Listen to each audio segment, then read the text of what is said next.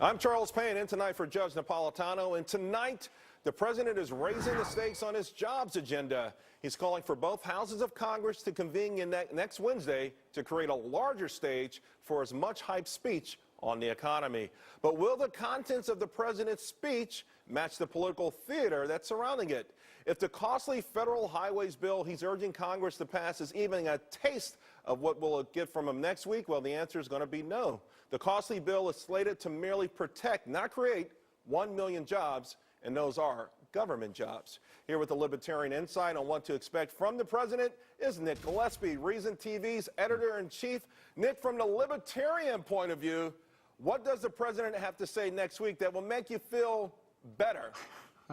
I think a mass resignation of not just the president, but of all leaders of members of Congress is a bit of a reach. The first thing that we have to understand is when the president or when Congress starts talking about job creation is that they can't create jobs. The best that the government can do is create a bunch of zombie jobs, which they did with the first stimulus, where they hire a bunch of public sector workers who can only stay on the payroll until the money runs out. And that money has to come from taxes. It has to come from other parts of the economy. The government doesn't create jobs. What the government can do is create the conditions to allow private employers to do more. The first and most important thing is that the government has to stop doing reckless interventions into the economy, keep changing the rules. The recent National Labor Relations Board rulings aren't going to help private companies want to hire more people.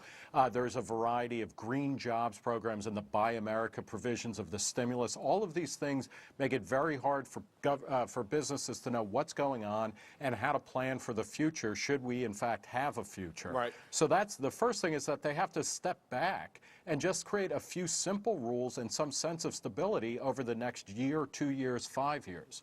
Here's the thing, though, Nick. Let's take this federal highways bill, if you will. It sounds like shovel-ready, just with a different name, and ultimately it feels like all of these programs are designed to really help a few people. I mean, the ideological agenda of helping unions in the green area always seems to come before any real sustained job creation. Right.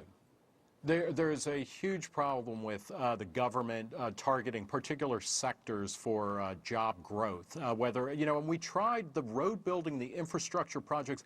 That is what, the first stimulus back in 2009, $800 billion plus, when you factor in various other costs of it, above that. That was supposed to go to shovel-ready projects. We were going to rebuild the country's infrastructure. How many of us, were waiting in traffic as they repaved roads that were already in decent shape to begin with?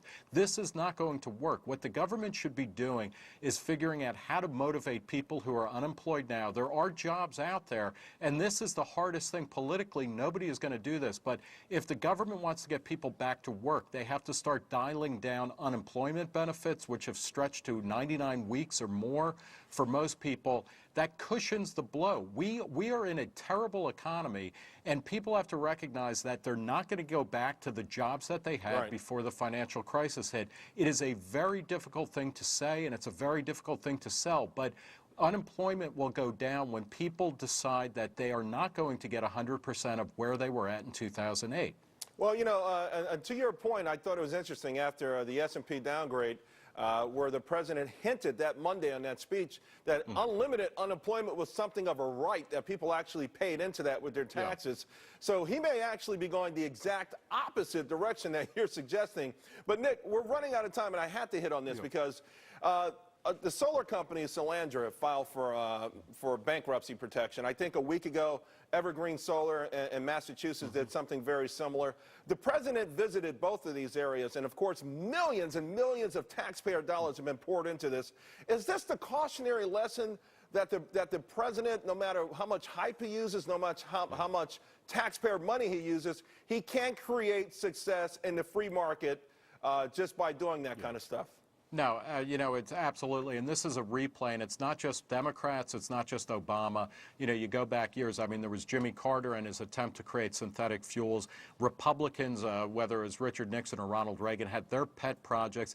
These things are not ways to create a new economy. What the president and what Congress could be doing is lifting a lot of restrictions on oil drilling, on fracking, and things that are part of the existing energy economy that are not, that are being shut down or hampered for no good reason. I mean, if something is unsafe, you don't let it go forward, but we're not talking about that. What we're talking about is saying, I don't like coal, I like solar, I don't like this, I like that. That isn't the role of the government. What the government needs to do is establish very simple, clear, and predictable rules that are the product of a consensus, and then they've got to let things go the way that they're going to go. It's very hard to do, and Republicans have their industry, defense industry contracts that they want to push.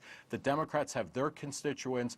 They've got to both step down and say, look, here's how the government is going to function for the next 2 years or the next 4 years. We're not going to raise taxes. We're not going to overregulate. We're not going to start coming in with new ideas every week. That's the thing. Stability in the political sphere will lead to growth in the economic sphere. Nick, I just hope you're right. Everything you're saying to me makes 100% sense, but, I still believe, unfortunately, ideology is driving all of this and not economics.